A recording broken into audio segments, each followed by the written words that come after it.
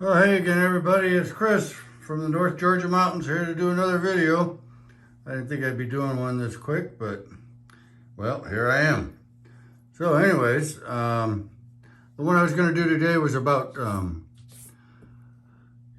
my track power and my controllers. But I did forget something about the track from the last video, so I'm going to do that real quick. And what that has to do with is this banked curve. There it is. Oop. And real sophisticated. It's an iPhone. Anyways, that's at the end of the longest straightaway I have, and it's fun because you can haul around that bank curve as much as you want, and your cars won't fall off. However, what they did with this is it doesn't come with any supports in a 2-lane track. The 4-lane comes with a longer support that comes up here that holds 2 sections of track for a 4-lane track. And those braces come with it.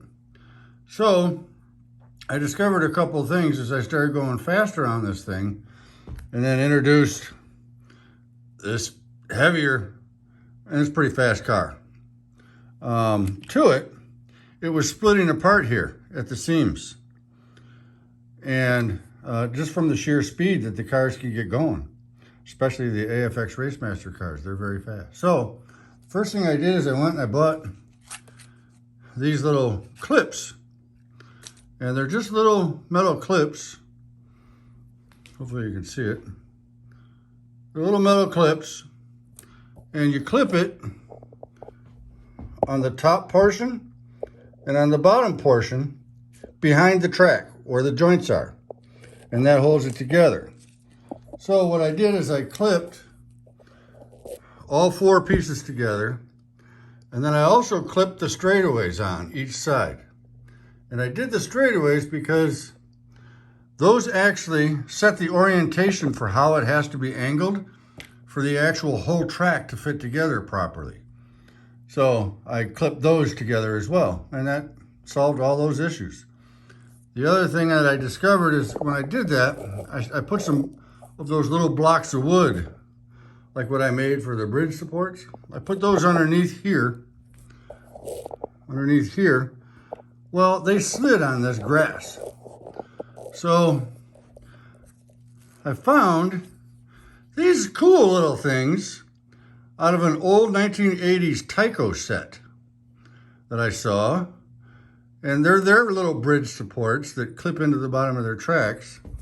And I simply put them underneath here, slid them in, leaned them up against one of the ridges in the back side of the track, and now I have bank supports. So that's how I resolved that one. So that was the last thing I really had that I forgot to cover last time. You'll see a lot of these cigar boxes around my track. I keep my cars and stuff in them. Like here, I'm not going to get into the cars today, but this is my collection of Porsche Can-Am racers. Half of those haven't even been on the track, but they will be, because all my cars go on the track, at least once. And see, here's another one. It's full of cars. But cars is another subject for another day. So we're going to get into this track power. Okay, so to start with, AFX. This is an AFX Giant Raceway. It's a great track. It's a lot of fun. It works well. The cars are amazing. I think the AFX cars are some of the best made. But anyhow, of the current cars that are being made. We'll start with track power. This racetrack comes with this power supply. And it's pretty cool because it's selectable. And it can go beginner, intermediate, and expert. Well, the beginner speed sends 8 volts to the track. And basically, you can run a car at 8 volts and it won't fall off. So when my 3- and 5-year-old grandkids come, this track is on 8 volts. And they can hold the trigger down and nothing will happen. And then the intermediate setting is 12 volts. Well, they go considerably faster at 12 than they do at 8. And they can fly off the track if you're not real careful. But there's an issue that comes up, and I'll explain that in a little bit. And then the expert setting is 22 volts. And even the instruction manual from AFX Racemasters says if you put it to 22 volts, you're on your own. In other words, you're not holding the car on the track. Not in a Mega G Plus AFX Racemaster car at 22 volts. You'll be hard pressed to hold it on the track. So those are the three voltages. And if you're just running the AFX set cars and only AFX Mega G Plus cars, it's adequate. It comes with this controller, which is a 120 ohm controller. And I'm not going to get into the basics of electronics and electricity and how it works. There's plenty of videos on that. But basically all this does is it completes the circuit and sends power to the track, because they're both plugged in to this terminal strip down here. So that's what takes place in that arena. But what happens, and what I found as I started to get into other cars, and I'm just going to show you some of the differences of the types of cars there are. This right here is an old original Aurora model motoring Thunderjet 500 slot car from the 1960s. And it's a pancake motor design. And to show that, here's the top plate. But when you flip it over, you'll see that here's this little pancake thing. That's the motor. And electricity comes up from underneath through brushes, makes that spin. Of course, magnets are on either side, etc. And then turns the gears, which turns the rear wheels. Here's a newer version, an autochlore version, which basically shows you the pancake motor turning around. So that's been around for 50 plus years, 60 years. All right, there are many different iterations of slot cars. I'm just going to go through some basics. The next version you have out there, which I think are very good versions, is an inline motor. Okay, you can get real creative and hop these up pretty well and make them go really fast. But inline motors to me work very, very well. Much better than the pancake motors. The pancake motors leave a little bit to be desired. They're kind of sloppy at times. And then the current version I have is from AFX Racemasters, which is the Mega G Plus car. And it's got what's called a CAN motor in it. So it's a completely sealed motor right here. It's got a little circuit board which helps control the DC voltage that goes to it. Again, we won't get into electricity and voltage and ohms and resistance and all that, but that's what makes it run. And these are really great because there's like virtually no maintenance on them. Where these pancake ones, they need lubrication under these two plastic gears, which are back here. You got to be careful of that strap. Need lubrication at the center point down in here, because that's where this little thing comes in. Right there, that little nipple. So they require tweaking and more maintenance than any of the other types of cars out there. So with that being said, as I expanded my slot cars, I got to the point to where I had Auto World, I had some old Tycos, I had some old AFXs, I had lots of different kind of cars, and different things run at different voltages. Especially the pancake motor design ones. A lot of them require higher voltages. And there's a pancake motor that Auto World has called a 4-gear, and it definitely needs more voltage. But they're fast. And I like them because they have double magnets and stay on the track. Whereas a lot of these have single magnets right there. But then you'll get into some of these other ones. Here's an inline one, double magnets. And Mega G's Pluses all have double magnets, and they really hold the track. So, that being said, I'm going to go ahead and run a couple of cars. And what I did is, when I realized that different cars required different voltages, I made a change to my transformer. And I went and I bought this. This is an Auto World that came out with it this year. Adjustable transformer. It goes from 9 to 24 volts. It's pretty slick.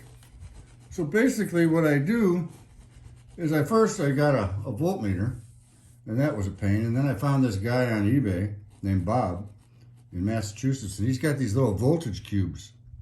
And he's got them for HO cars and trains. So you get one of these little voltage cubes, put it on the track. I'll turn this down to minimum. So now you'll see right there that I've got just about 8 volts. All right, and again, that's with this AFX controller. So what you would want to do is you turn this knob, and as you see it increase, I'm going to take it up to say 12 volts. There, I got 12 volts. Give or take. Okay, so now I got 12 volts. So now I can start running cars. So the first thing I'm going to do, let me raise this up. See if I can get you a view. So I'm going to run an AFX car at 12 volts. This is an AFX car. It's a Boss. It's a new one. And I'm using their controller. All right, so here it's going at 12 volts. But what I want to show you is, look how far that trigger is pulled. It's almost to the end. If I just pull it down here, I got no movement. You can't hear the car going until I get up there. Well, to me, that's not right. So, but you can make these work because they're part of the set. I'm going to go with an auto-core car now. Now watch what happens with this car at 12 volts. This is what's called an extraction. And I'm going to show you the trigger. You'll hear the car. All right, it just started moving. You see where that is? You see the car? It stops and goes. Because as soon as I move, now it stopped, but as soon as I move this, what it's doing is it's getting too much voltage at once. So it's not smooth. As you increase voltage, this little thing here acts as an on and off switch. Now that's full voltage. It just doesn't go very fast. And that's, again, with this control. And then I'm going to show you one more. This is one of the exclusives from Pro Tinker Toys. They got some nice cars. You guys need to get those. So now I'll start this one. I think I showed you how far you got to pull it to get it to go, but I want to watch it jerk. Because if you let off just a hair, it stops, and then it immediately starts up. So it's all jerky. You can't, there is no smoothness. Okay, now it's off. Because I had to increase the voltage by depressing the trigger, and it shot too much voltage at one time. So, with that being said, I started to investigate other controllers. But before I did that, the first thing I did was I ramped this controller up to like 16 volts. Or this transformer right here. So I could run some 4-gear cars and some other cars.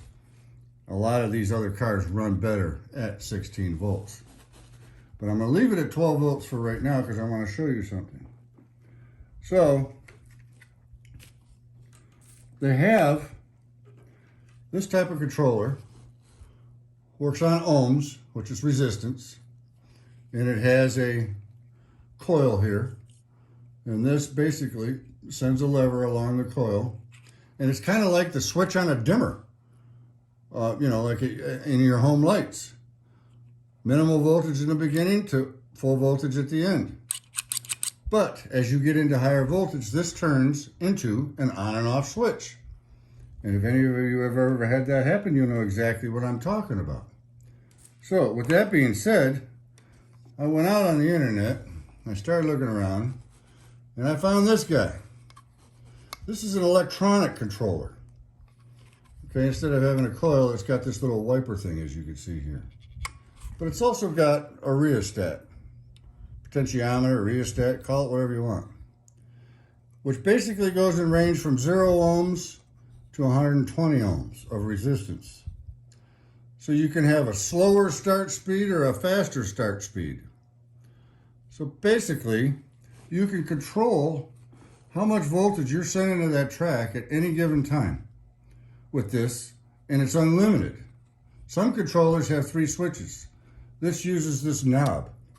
So I'm going to take that AFX car that kind of went fast or nothing, and now I'm going to cruise with it. Watch this.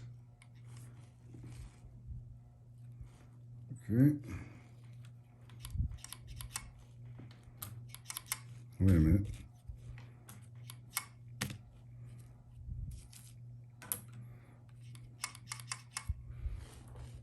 Oh, I gotta plug it in.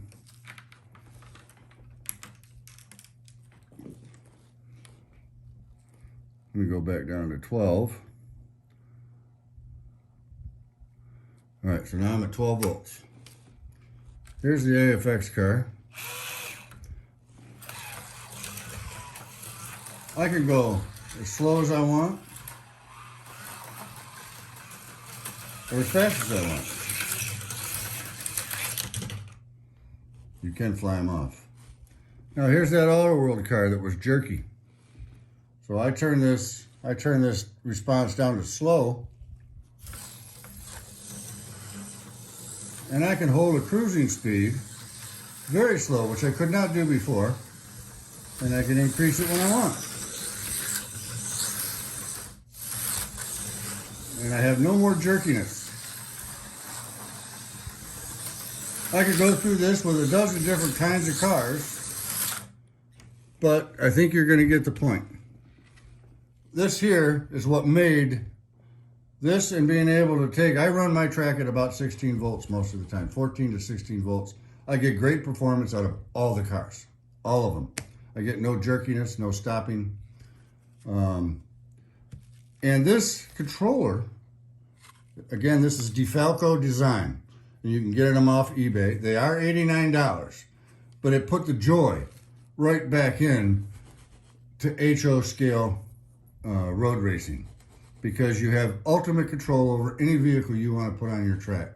Whether it be a 60-year-old vehicle like this, of which I have a few over there, I'm not going to do my car video yet, to a brand new kind with a can motor. And you can cruise to speed, even all the other ones that are out there that require higher voltage, like Jag Hobbies and Viper and Bulldog Racing, and there's a lot of them out there. You know, there's plenty of videos out there about them to find out the various different types. But so now I can go whatever voltages I want from 9 to 24. I typically don't go above 18, no need. But you know, the old cars were meant to run on high voltage. And I'm going to show you real quick before I end this. Here's a model motoring voltage DC power pack from the late 60s, 18 volts DC to the track.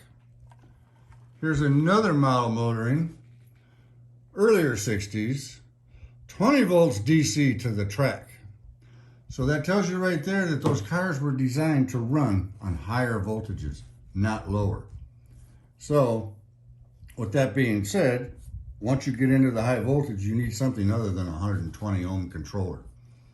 And I originally verified it with Viper Scale Racing, Jag Hobbies, and they told me that their TR3 chassis, which fit into Thunderjet bodies, are really geared to run at 40 to 45 ohms.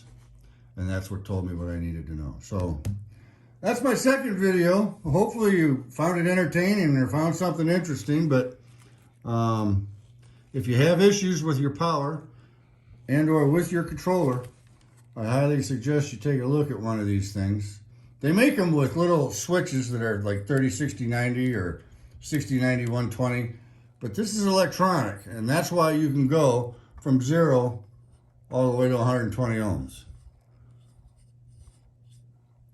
So gives you infinite adjustments, and it's smooth and it's more adult size than, I mean, check this out.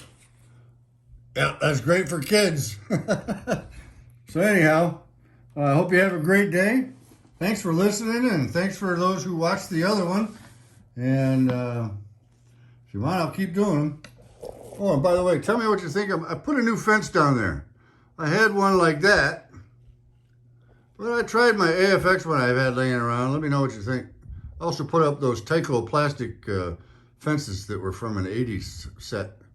Tyco with fake lights on top. So anyways, have a great day, everybody. Thanks again.